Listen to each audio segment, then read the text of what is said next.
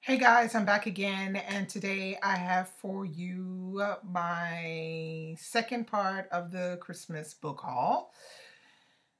So, all of the books I had ordered have finally come in. Now, I still have some money left, but I'm not going to spend the rest of that just yet because I want to wait until around maybe summer or something, because I'm sure there will be more new books coming out that I'll absolutely want to have a look at. So this is a pretty big list of books that I have, so I'm going to try to go quickly and make this painless as possible.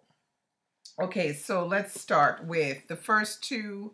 I picked these up in my local supermarket in Leclerc. And Leclerc has it's like a supermarket, and then it has another whole shop, which is nothing more than DVDs, books, computers, and stuff like that, and music. And I was in there looking for some books for my daughter. And what did I come across? I saw the Da Vinci Code. And I was like, that looks like my cover. And then I went all the way up. It's like, shit, it is my cover.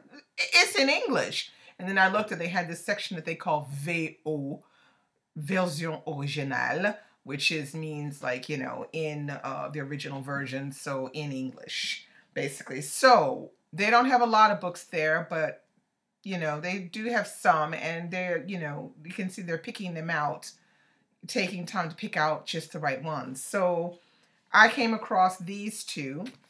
The first one, which is Give Me Your Heart by Joyce Carol Oates, and this is basically short stories about love. Lust can be dangerous and love violent. In this sinister world, children move beyond their parents' control, wives and husbands wake up as strangers, and lives hang in the balance, for the heart can be broken, shattered, stolen, and given away. So yeah, I said I was going to try to get more into reading these short stories, and I saw this one and picked it up. It sounds, really freaky.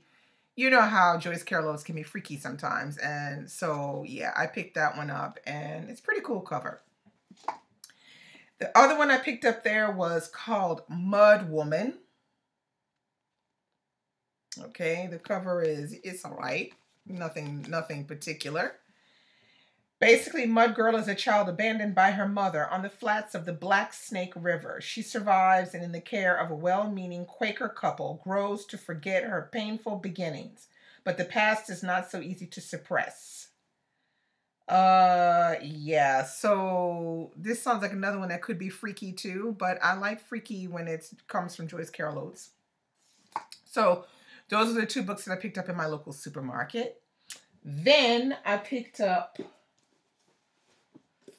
This Is How You Lose Her, Junot Diaz. Okay, this is a hard version.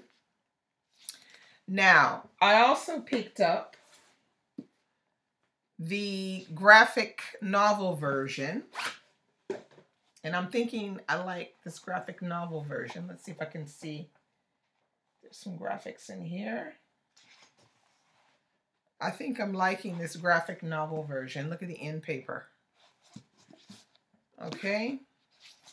And it comes in this very nice box. So what I'm probably going to do is, when I read this one, depending on which one I really, really like, I'm going to give the other one away to you, my lovely subscribers. So stay tuned for that. Next, I picked up, this isn't that particular, I picked up The Cuckoo's Calling because I really wanted to check it out. It's a detective novel. I don't read loads of detective novels. And yeah, so I wanted to see exactly what this was really like. I've only read the first Harry Potter, which I thoroughly enjoyed, and I will probably get to the rest of it eventually when I feel like I'm in a fantasy kind of magical mood. But for the moment, I'm going to check out this contemporary detective novel written under that she wrote under the alias of Robert Galbraith. And yeah, so I don't know what to expect. We'll see. I picked up Jubilee. Now, this is by Margaret Walker, another wonderful African-American writer. Now, you'll never guess who turned me on to this one. My lovely husband turned me on to this one. He read this one a couple of years ago, and he was raving about it. He read it in French, though. I don't like reading African-American novels translated into French because I think it loses a lot of its flavor for me. So I picked this one up. This is a used version.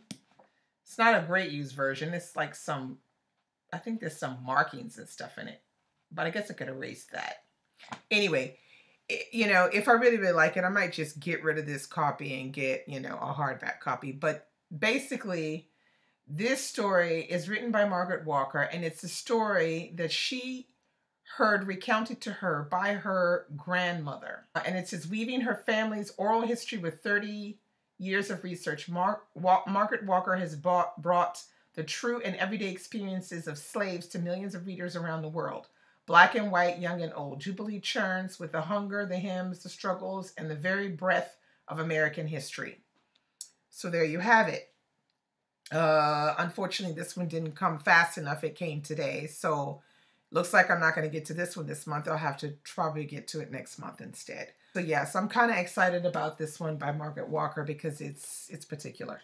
Next, I picked up Bleak House. Yes, booyah. Finally got it, Conrad. This is Conrad's fault because he was the one who said, yes, it's the best classic ever written. It's the best novel written by Dickens. You got to read it. It's really, really good. Look at this book. This is going to take me a month to read, I think. It's 1,000, let's see. It is 1,083 pages. Whoo! Well, Conrad, we will see, honey. I don't know. Maybe I'll start it maybe next month or the month after, but this is going to be one of those gradual reads because I don't know. But I'm going to give it a go because I need to get on the classic route. So stay tuned, Conrad. Next, I picked up The History of Las Vegas, and this is by Chris Abani. And Chris Abani is a Nigerian writer, and apparently this one is a detective novel. The detective is called Salazar. And yeah, Chris Abani is some stuff. He is the business. I found this one because one of my friends over on Goodreads recommended this to me. And then later on, I was reading one of my favorite blogs, and she was mentioning it as a new release. And then she linked a video of Chris Abani speaking over on TEDtalks. So I clicked that link and wow, Chris Abani, now he is the business. I absolutely want to get to this one before the end of the month, and I hope that I can, but I'm not really sure because I got a lot of work on at the moment. But if I can get through Americana and get through the Supremes this week, I will definitely be on this as fast as I can to finish off the month with, because I expect this to be pretty interesting. And Chris Abani, he is, wow. Go see that talk. It's amazing. All right. Then I picked up The Secret History by Donna Tartt. Now, I've been waiting for this Donna Tartt book for like 3 months, and I'll explain why. I had ordered this book originally in hardback like last year, at the end of last year, and I've been waiting for 3 months, and Amazon.fr still can't get me the hardback book. So I just opted to take this paperback, but this is a cheap ass book. I mean, the pages, I mean, look how flimsy it is. And the pages are like toilet paper, and I am not exaggerating when I say toilet paper. So what I'll probably do is I'll read this one and continue to look for a hardback of this book. But this business is, no, I'm not feeling this. But anyway, so I'm hoping to read this one first before I read Goldfinch. Yeah, because I want to join in to the love everybody has for The Secret History. All right. Then, okay, these last two were Christmas gifts. And now this one is really something else. It's Notre Dame de Paris. Okay. Like this. Notre Dame de Paris. And this is the back. And look at the gold pages on the sides. Look at those gold pages. Ding! Yeah. Yeah, this was a Christmas gift that I highly appreciated because I haven't read Notre Dame de Paris yet by Victor Hugo, and I love Victor Hugo, but wait a second, you have to see these. Look at these. It's illustrated. Look at these pictures. And yeah, I'm gonna enjoy every minute of this book. I won't be able to leave the house with it because it's too damn big. But, like, look at this. Beautiful pictures. Absolutely beautiful book. Heavy, but beautiful.